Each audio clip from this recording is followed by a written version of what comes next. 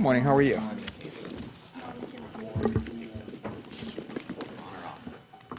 I'm pushing mine off.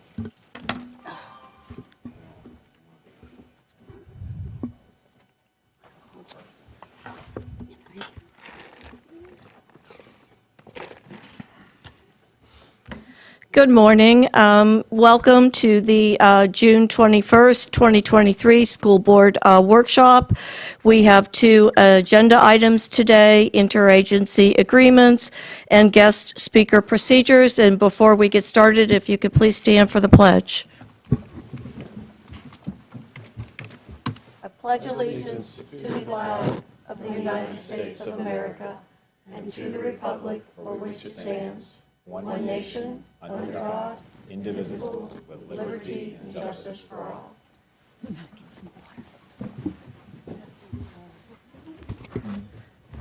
Thank you, and welcome Mrs. Jackalone and Mr. Overbay, and Dr. Foster, if you have anything you would like to introduce with interagency agreements, or if we're starting with Mrs. Jackalone, should be great presentation, sharing, looking forward to it. Okay, I can just say a few words. I know this is something that's been brought up at a couple of workshops, and so our thought was to present to you the interagency agreements. We have a number of agreements that we do with different organizations, so I'll turn it over to Deb Jackalone and the team. Thanks. Good morning, everybody. Thank you so much for giving us the opportunity to share with you today. I have a great team with me. I have Jason Overbay, who works in our safety and security office, Mandy Coker, who works in the student services office, and James Slayton, who works in curriculum and athletics. And we are a very comprehensive team. We work really well together, and we tend to collaborate a lot on these two topics that you're going to hear about today. So we hope to answer. Can we click to does someone have the clicker? Can we get to the next slide? We're going to talk to you today about our interagency agreements and our guest speaker approval process. Sometimes those two terms get commingled, so we hope today to answer 6 key questions. We want you all to understand what an interagency agreement is and what our guest speaker process looks like. Thank you. Why do we even have such agreements?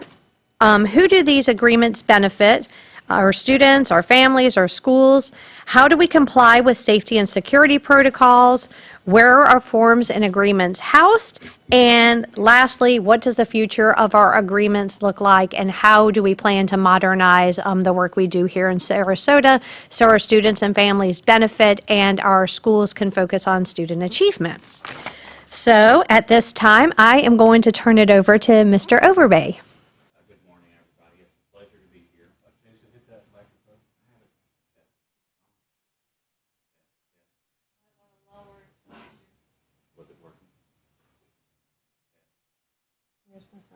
I saw the light. It's best that it's not working. Test. This one works. There you go. All right. Good morning, everybody. It's a pleasure to be here. I'm with the Office of Safety and Security, and our job with interagency agreements and with guest speakers is to work with student services, with the curriculum office, with health and safety, to make sure that all of these groups that are coming in and working within the district meet all applicable levels of clearance. So we take all of the agreements from the different offices, from the different schools. We contact the agencies to make sure that the list of people that they send us have all gone through a level 2 clearance. Depending on what type of agreement that they're under with the district, they get different levels of badges. So they'll either get an interagency agreement badge, which is a level 2 clearance that we house. Sometimes they'll do background checks from outside agencies. We require an attestation from that agency that those, with the listed names, that they've all been through a background check. We require them to explain what their level 2 background check is to make sure that it meets all Florida statutes. And then at that point, we move forward with any time that they assign a new employee or a new volunteer to come in and work under the agreement. We take the extra step to have them send us securely that exact background, so then we can go through the background and make sure that it still meets our standards. We have some agreements that are under contractor badges. There are two different types of contractor. While there's one type of contractor badge, there's two types of background that we go through with contractors. So like the contractors that work for facilities and things like that, they're under the Jessica Lunsford Act.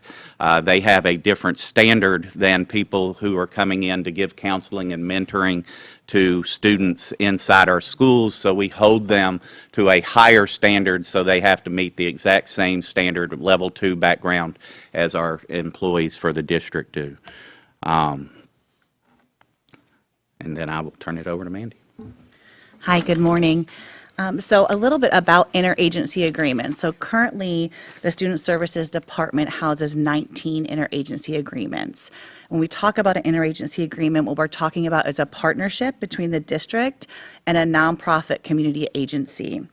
So it's at no cost to our schools, our families, or our districts to be able to initiate these agreements.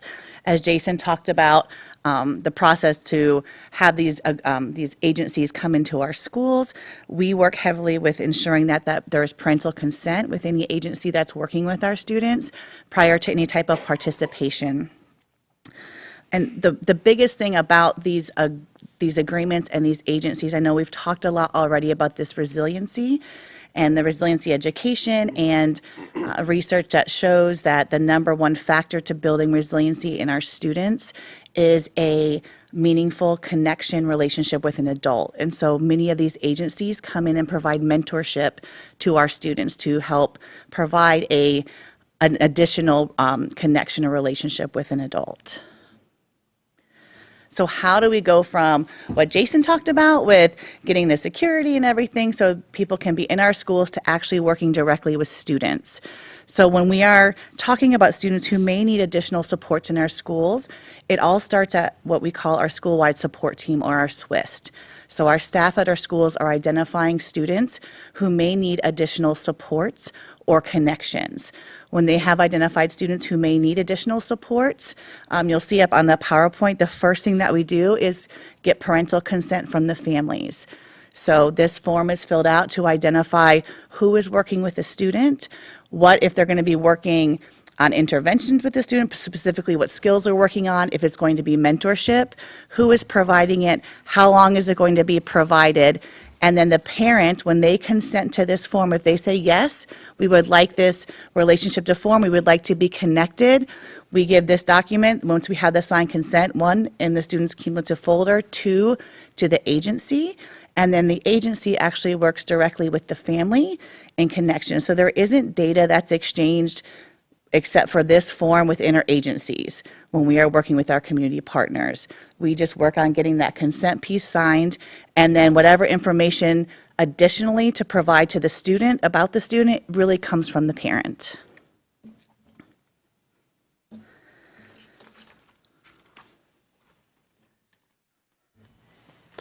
All right, so we'll talk about guest speakers. So guest speakers a couple years ago made a change, and we wanted to bring it in-house through the district. So we background check all of our guest speakers that come into the schools. And the way that process works now, if a guest speaker wanted to come in, let's say for the 23-24 school year, they would apply through the district website. We have an application process there. It's pretty streamlined. They're background checked as a level 1. Am I correct on that, level 1? And so that's how they'll start the process to be background checked. With that, this past year, we had 73 that went through the process, were approved, and were populated into our guest speaker list. That guest speaker list is housed on My SCS, so all staff members can go in. There's a guest speaker portal, and they can see who's been approved, what are their topics, and how to contact them. So then at that point, once they're approved and they're on that list, and let's say a teacher wanted to bring them in, they would have to get principal approval to bring that speaker into that school, and then after that, they'd have to get parent consent as well. So then once that speaker comes on campus, they've been approved, they've gone through the process, they would be supervised with that staff member at all times, and similar to the process we've had in the past, they would be raptored in when they come. So that's kind of where we are with the guest speaker process. Thanks, James. Yes, okay, so I guess, oh, sorry, guys. I guess you guys can see that there's two very different processes, but we are all working together for the benefit of our students. We're trying to identify gaps in services and then connect the appropriate resources to students so they can ultimately be successful, whether it is through a guest speaker coming into their classroom and sharing information, or it's from an agency providing a service to a child and a family that needs something more to be successful in our schools. So those are the highlights, and we are really working towards modernizing the way that we keep track of all of our volunteers and our partners. And so Jason's going to talk a little bit more about this. I did send you all a spreadsheet of all of our interagency agreements that we have. And so that's kind of the old-fashioned way of keeping up with things. We keep it on a spreadsheet and we share this on a regular basis. But we have big plans to make this system more streamlined and effective and efficient for our schools. So Jason, you want to share more about that? So as Chief Enos always says, we try to lead and never follow. So we looked into these different processes and found schools were doing different things, different departments were doing different things. And even while Chief Enos was still with us, we started streamlining the process and bringing everything into under one roof. So we worked with James and with Deb and Mandy to put all of this under one roof. We're working on getting software or we have the software now in place that James had talked about, where everybody goes in and puts their application in, and then we house all of these different agencies in my SCS. So guest speakers that has a tile, interagency agreements has a tile, and we're moving teacher interns and the other types of interns into the schools into this tile. So now that the principals and other employees can go in and click on this and find the names of the people who have gone through the entire process and who have met all of the standards that the district has put together. So we're going to continue that process in the future, working on bettering our software and our way to get out to the schools to make all of this more accessible.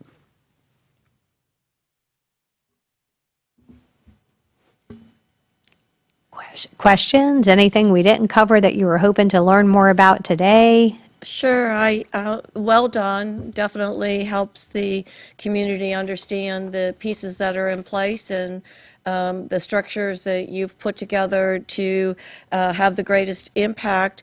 From a historical standpoint, just for my own knowledge, I know that when I was a principal, and I'm asking if this still exists, there was a form, school-based, that was approved by the policy committee, the school board policy committee, where for any guest speaker, a teacher had to fill that out, submit it to the principal, but the important pieces of it, that within that form, you had to cite the grade level standards and benchmarks under the Department of Education, which you want students to know, to learn and be able to do. That was embedded in this presentation, as well as the teacher was required to stay in the classroom and be present with that guest speaker throughout that guest being there. Does that still exist? Yes, ma'am, that is correct. That form that the principal approves, it starts, yes, with the teacher, and they have to outline, the standards that are being met, and those presentations that are brought in, that teacher is with that presenter the entire time, in case, sometimes it's happened in the past where they choose to go off the rails, and if they do that, then that teacher has the ability to stop that presentation. I have removed those folks from my campus before. If there's any question or doubt in the principal's mind of signing off on that, the principal's required to send that up the ladder of administration to the executive director, potentially to the superintendent. So there are layers of accountability under the Department of Education. So, and I'm just clarifying that for the public, so we have total transparency and understanding of what's going on. Mrs. Marinelli, please.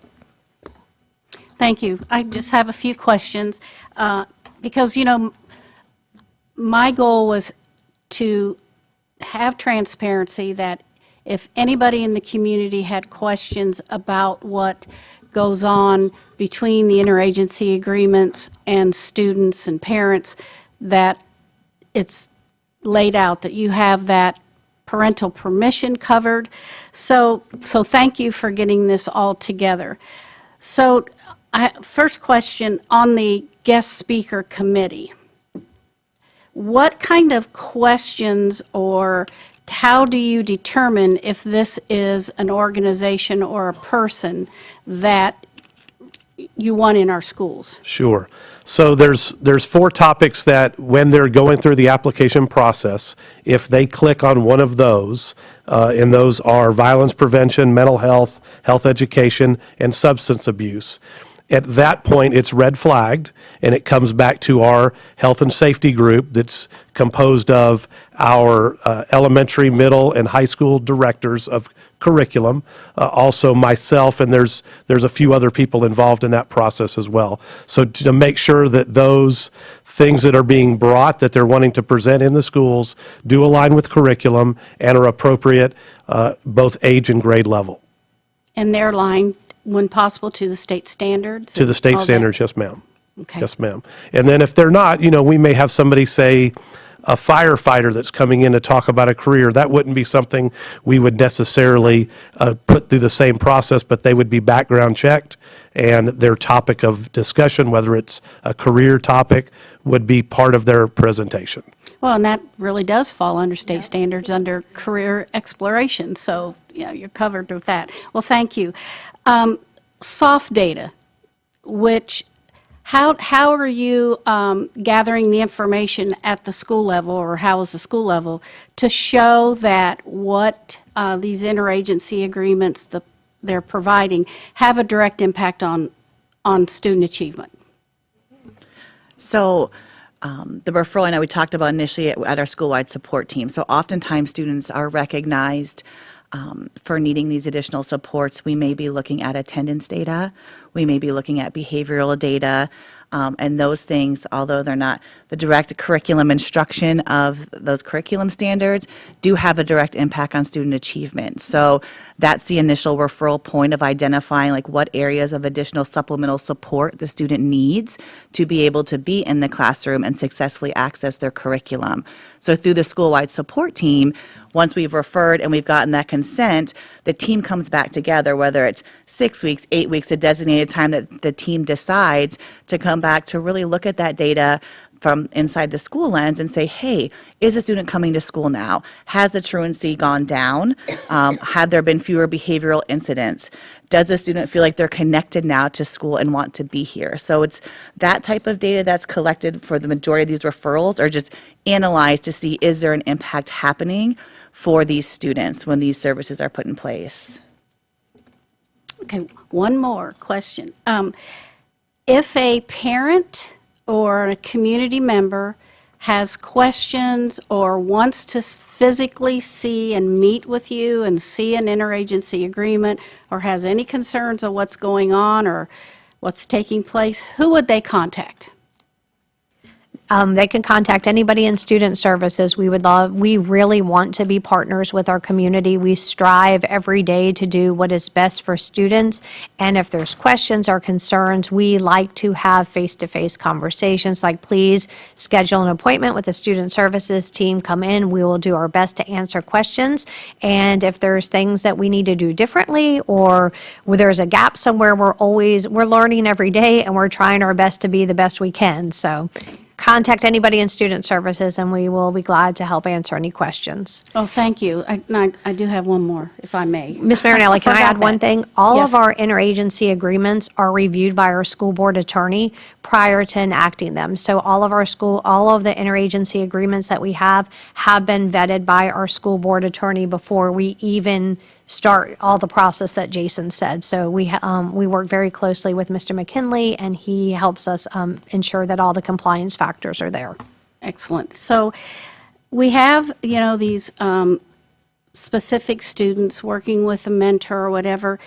What is the kind of follow-up with the teacher to make sure that all the good that is going to be happening transpires into the classroom, and everybody knows, this child needs these extra support, so it doesn't just I know between- Mandy was trying to jump in, but I'm going to say something, then you jump right back in. So Mandy was talking about the school-wide support team. So we always bring students back, not only for when there is an area of concern, but when there is an area of celebration and through our progress monitoring process. So we don't continue to do things that aren't working. So there's regular check-ins, like, yes, the student's making progress, they're doing well, we can scale back, or we need to continue what we're doing, or, hey, this child needs something more than I'm able to get, and we need to look at more intensive services. So they're really partners with the school, helping us move the needle for student achievement. And the parent is involved in Always. all of this? Yep. Okay. Can't do it without parents. Well, thank you. That's all my questions. Mr. Edwards, please. Thank you. Most of my questions were covered, but, and I appreciate Ms. Rose talking about that form as an additional layer and the alignment to the standards, because I think all of us spend a great deal of time answering questions about the boogeyman, and, are we indoctrinating children through our interagency agreements? And so the question that hasn't been asked is, what happens when you find somebody that's inappropriate as a speaker or as an interagency agreement? How have you ever found that? I can answer that. Anecdotally, as a principal, I have escorted more than one guest off of the campus. However, that's setting up those guidelines that have been shared by this team, reminding your staff, giving them all the tools digitally or in a booklet, and holding them accountable to notify an administrator or myself that something questionable to inappropriate is occurring that isn't within the guidelines or the agreement, and then the administrator has the accountability of putting the situation, correcting the situation. So that is an anecdotal. I'll let you share yours. So in my 7 years being up in this department, we thankfully have not experienced that, but it's knock on wood. But I do feel like part of that is, I know we're really focused on that preventative piece. So when it comes to these interagency agreements, we work very closely with the supervisors, the directors, to ensure that their staff understands what our procedures and policies are, and what, if things do arise like that are concerning, who they need to report to, and what steps need to be taken. And we meet fairly regularly with the supervisors just to ensure that all of these things continue to happen. So, knock on wood, that has not occurred. I asked that question because I understand that occurs. I just didn't want the public to think that you're rubber stamping because people are applying and you just go through the process. Well, as far as the interagency, I know that hasn't, but we have had a guest speaker or two that have, kind of chosen to go on their own presentation that wasn't approved, and they're no longer approved in the district once that happens. Mr. Edwards, if I may, and Please. when I had the interagency agreements, I had two that we had to sever because of some inappropriate kind of conversations. So I worked with the school board attorney, and that's why you have some of the wording in there, how you can sever the contracts. Sure. So, and they're not on here either, so. I just, we tried. again, No, it's I'm glad you asked that, because seriously. I want the public to know Yes. that the scrutiny that is applied to this process and to our relationships with our nonprofits and our all the scrutiny that's applied is extraordinary, and you guys don't get enough thank you. You get a significant amount of criticism, but not enough thank you, and that's what I really was driving to, the fact that you work so hard to make sure that we're complying to law, that we're complying to standards, and I appreciate it, and I hope the community does too. Thank you. Thank you, Mr. Edwards. And in my situation, as a principal for 14 years, it was very few times.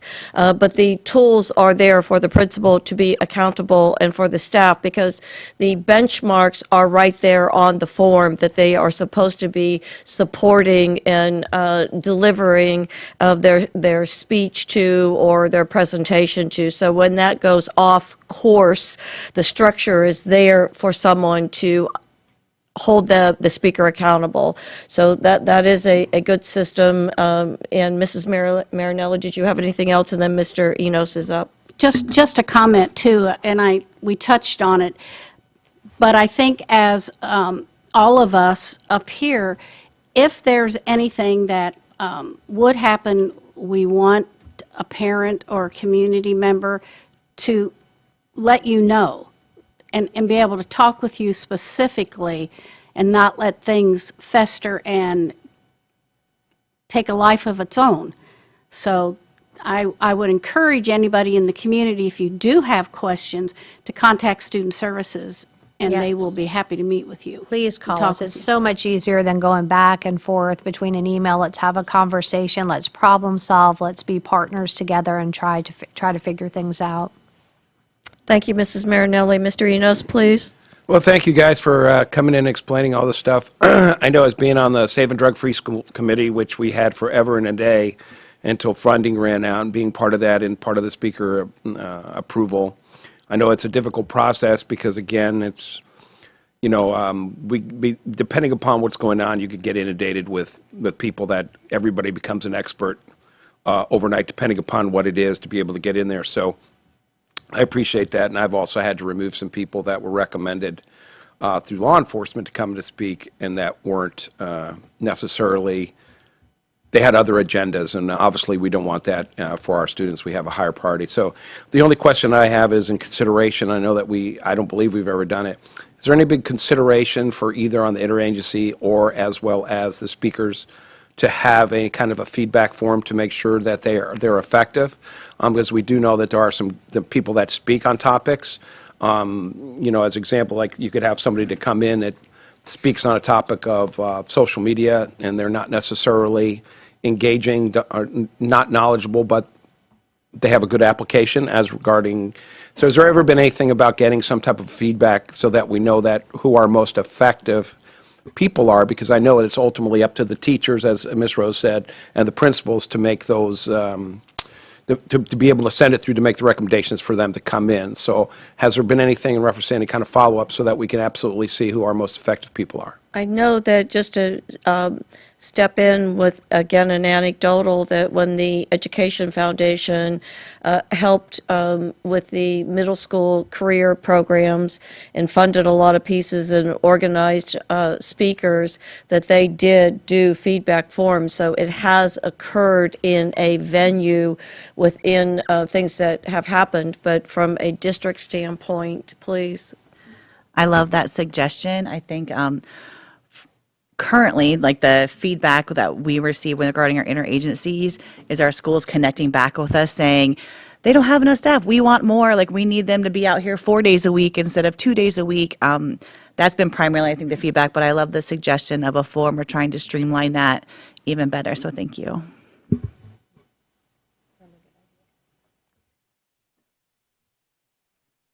I don't see any further comments or questions from the board. Dr. Foster, anything you would like to add, or? No, I just want to thank the team for presenting today and providing this information, so thank you.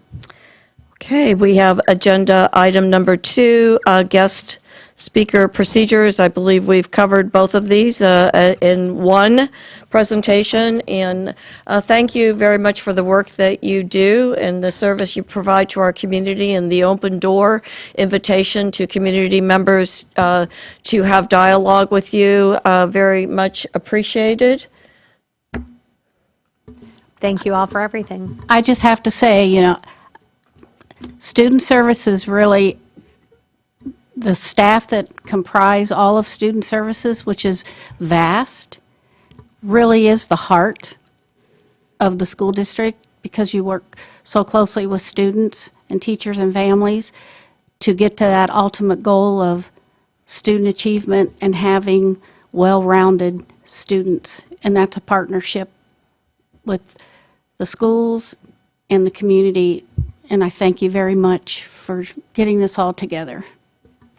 Also, the other thing, too, is reaching out to the community. You know, this is such a, we have so many incredible people that live here because obviously being the number one place to live in the entire universe as it's been put out, and the number one beach. And we have such an amazing group of people that live in here. I would also reach out as, you know, if you're an expert and you have a presentation or you have something that would be able to help our children, go to the website, apply, get approved, come in, help our children, give back to the community. I think that, you know, when you're dealing with kids like that, especially when, you know, as I understand why teachers teach. I've you know, gone into classrooms many times, and it's really rewarding, is that, you know, hopefully our community members who may be listening to this, who are experts, who've come to Sarasota like the rest of us, would step forward and come into our schools. They could really, really help our children. And I would encourage them, because I know this is community, is you don't know who you're talking to at the Publix or at the car dealer or at the Starbucks. And it would be awesome to be able to get them to bring in here, because I know, like Mr. Overbay said, you know, in Sarasota, we should always lead, never follow. And I would reach out to our community to say, we need your help. Everything that we can do together makes our students better, which ultimately makes us all better in our community. So thank you. And thank you guys for a great presentation today.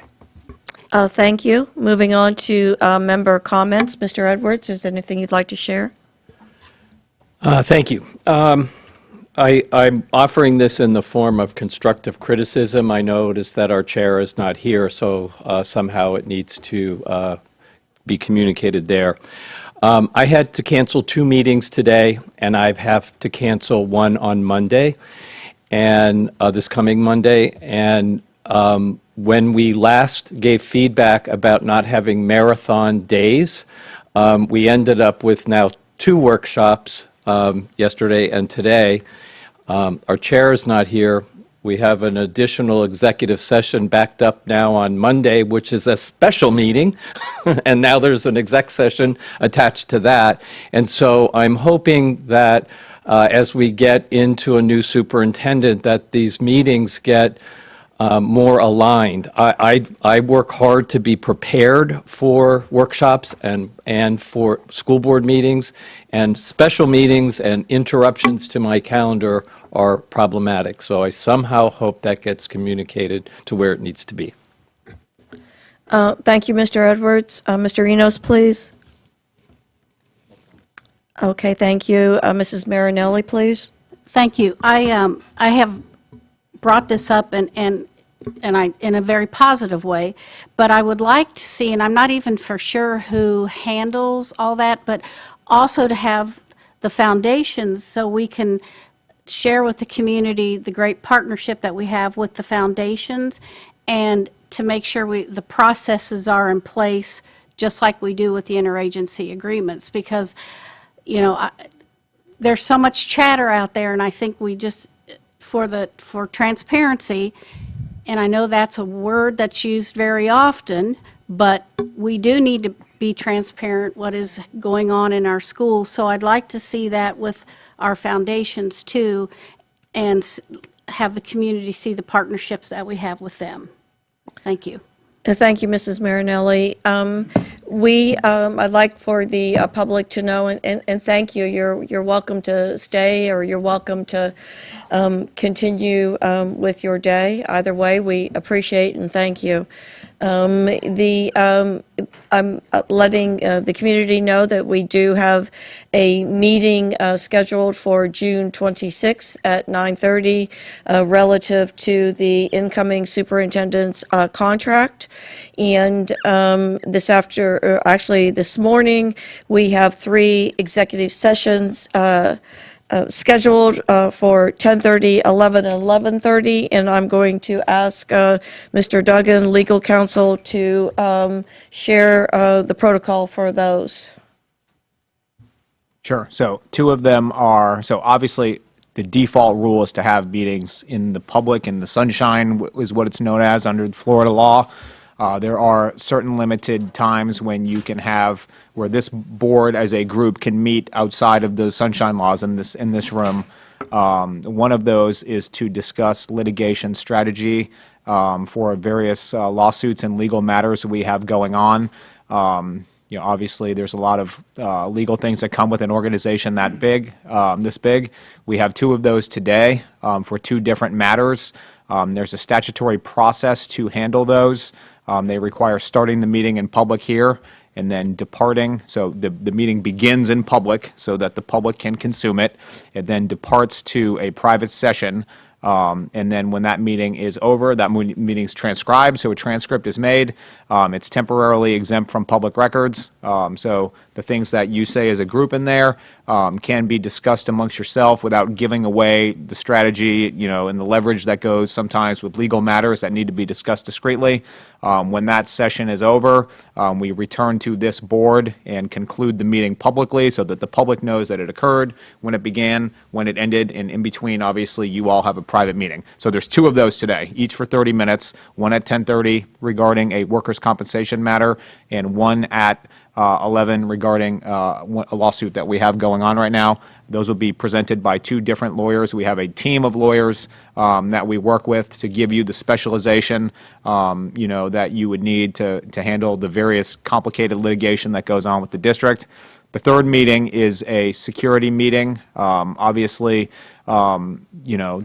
there's a balance between having open meetings and, laying out all your cards on the table and things like security. We never would want to tip off the bad guys about all the various measures we do to keep kids, keep kids safe. So the law recognizes that and allows those meetings to be held privately. So thereafter, there is a security meeting to discuss, making sure our kids are as safe as possible. There's no special requirements about starting and ending for those meetings, but it's important for the public to understand we take security so carefully, and the legislature recognizes that that can't be discussed out loud because then people would be able to find loopholes. So those are done privately as well. And so that's the third meeting today. It's one of those. And I'm assuming that we are on schedule for 10:30 for the other participants in the executive session, so we would be going on break and return at 10:30, is that correct? We'll go on break now. The time is 10:10 now.